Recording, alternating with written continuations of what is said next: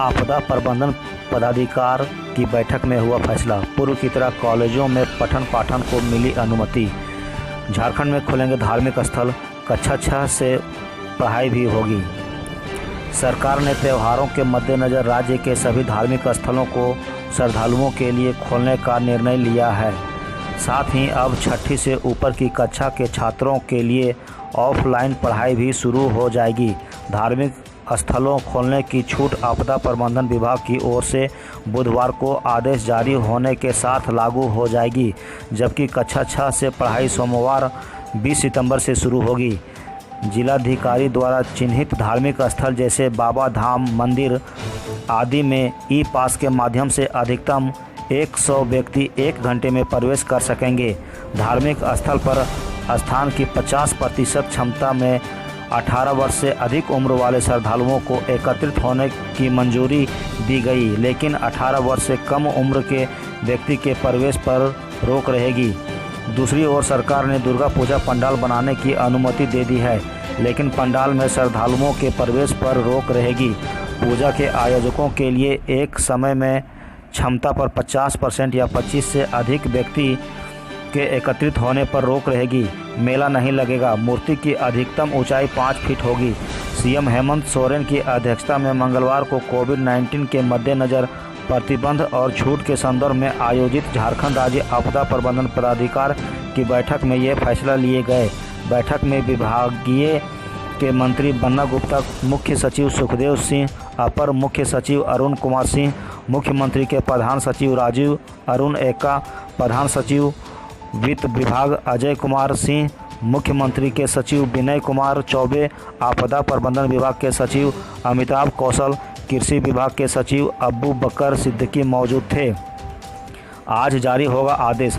बुधवार को आदेश जारी होने के साथ साथ खुल जाएंगे सूबे के सभी धार्मिक स्थल और स्कूल कॉलेजों में पठन पाठन का कार्य आदेश जारी होने के बाद सोमवार से होगा। धार्मिक स्थलों से जुड़े पुजारी, पंडा, इमाम आदि के लिए टीके की कम से कम 1 डोज होना अति आवश्यक है। रात 11 बजे तक खुले रहेंगे बार एवं रेस्तरां। राज्य सरकार ने बार और रेस्टोरेंट को भी रात 11 बजे तक खोले रखने की अनुमति दे दी है। स्कूलों में कक्षा 6 से 8 तक की ऑफलाइन पढ़ाई की अनुमति दे दी गई है। कॉलेजों में और स्नातक और स्नातकोत्तर शिक्षक की ऑफलाइन कक्षा की अनुमति दे दी गई है। स्वास्थ्य मंत्री बन्ना गुप्ता ने कहा कि कोविड गाइडलाइन को ध्यान में रखते हुए सभी मंदिरों को खोलने का आदेश दे दिया गया है। धर्मस्थलों में क्षमता से 50% लोग प्रवेश कर सकेंगे। दुर्गा पूजा में प्रसाद वितरण का आयोजन नहीं होगा। दुर्गा पूजा के दौरान मेले पर भी प्रतिबंध रहेगा। वित्त मंत्री के बयान का चौतरफा विरोध जारी। वित्त मंत्री रामेश्वर उरांव द्वारा सरकारी शिक्षकों के विरोध दिए बयान के खिलाफ प्राथमिक शिक्षक संघ ने मंगलवार को काला बिल्ला लगाकर राज्यव्यापी विरोध किया।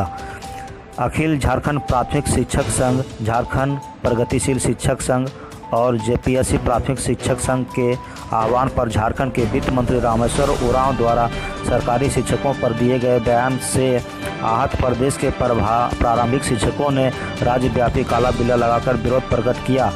अखिल झारखंड प्राथमिक शिक्षक संघ के प्रदेश अध्यक्ष विजेंद्र चौबे, महासचिव राम मूर्ति ठाकुर और मुख्य प्रवक्ता नसीम अहमद ने कहा कि बात सेवा से जुड़े किसी मांग की नहीं है, बात किसी अतिरिक्त लाभ की भी नहीं है, बात है सम्मान और स्वाभिमान की, ग्रामीण झारखंड के आत्मसम्मान की, स्कूली शिक्षा के बचाव की और 46 लाख नैनीहालों की बात की। चुनावों में प्राइवेट स्कूलों से चंदा लेने वाले इनको फलता फूलता देखना ही चाहेंगे, पर इसके उलट सरकारी शिक्षक और स्कूलों का मनोबल तोड़ना, उनके नकारा बताना और उनको अपमानित करना, ये सब हरगिज बर्दाश्त नहीं किया जाएगा। सरकारी शिक्षक की अस्मिता, ईमानदारी, कर्मठता, समर्पण और हमारे मान सम्मान को ठेस नहीं पहुंचाया जा सकता है। संघ ने मांग की है कि अगर मंत्री अपनी बात वापस ले माफ़ी नहीं मांगते हैं तो दूसरे चरण के आंदोलन की घोषणा 19 सितंबर को की जाएगी।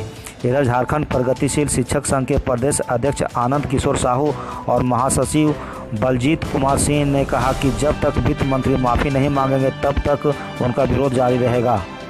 इसी क्रम में अखिल झारखंड प्राथमिक शिक्षक संघ ने मंत्री के बयान पर जताया आक्रोश।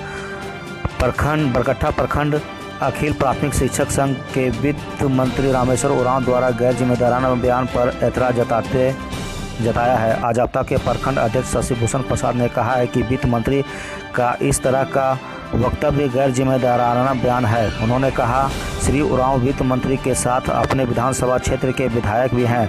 शिक्षक संघ ने सवाल खड़ा करते हुए कहा कि विधायक होने के कारण श्री उरांव विभिन्न समितियों तथा उप समितियों के पदेन अध्यक्ष होते हैं। इसी क्रम में अपने विधानसभा क्षेत्र में संचालित सभी सरकारी उच्च विद्यालय के प्रबंधन समिति के पदेन अध्यक्ष हैं। उन्होंने सवाल खड़ा किया कि बतौर विधायक श्री उरांव ने अपने विधायक मद से कितने उच्च विद्यालयों तथा प्राथमिक विद्यालयों में बुनियादी सुविधाओं के लिए विकास किया गया।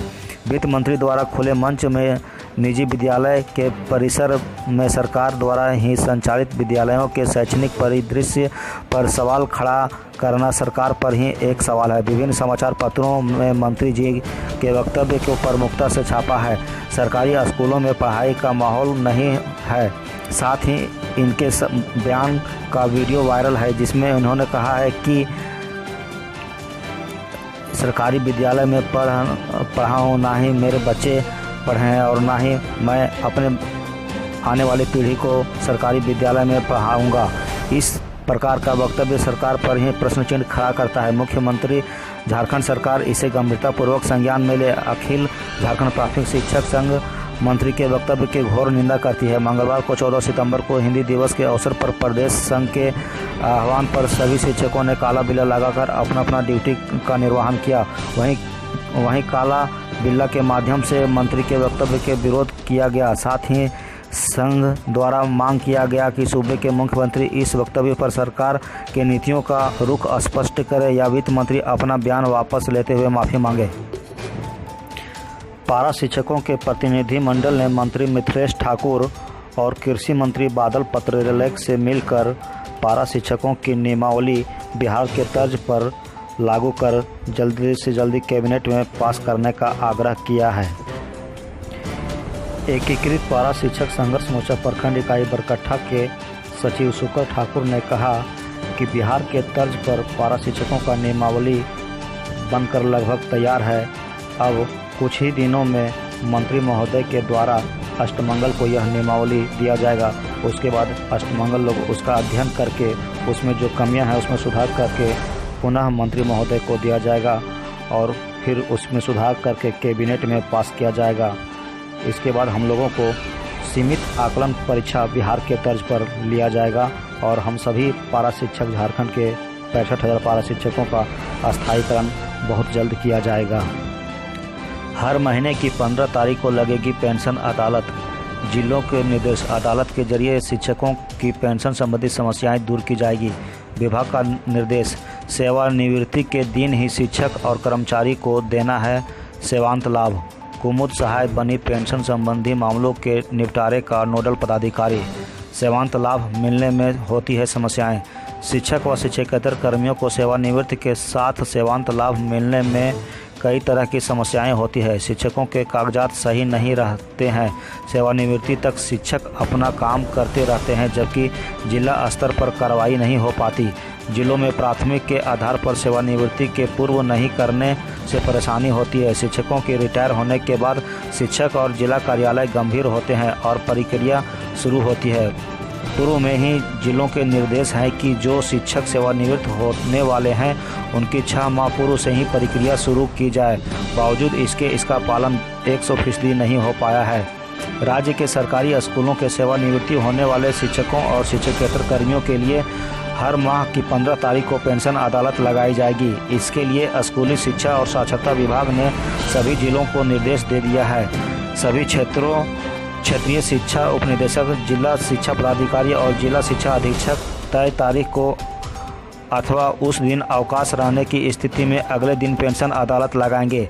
इसमें पुराने लंबित पेंशन के मामलों का निष्पादन किया जाएगा। इसके साथ साथ सेवानिवृत्ति तिथि को ही जिला मुख्यालय में एक सादे समारोह का आयोजन कर संबंधित शिक्षक और शिक्षकेतर कर्मियों को सेवांत लाभ का भुगतान किया जाएगा।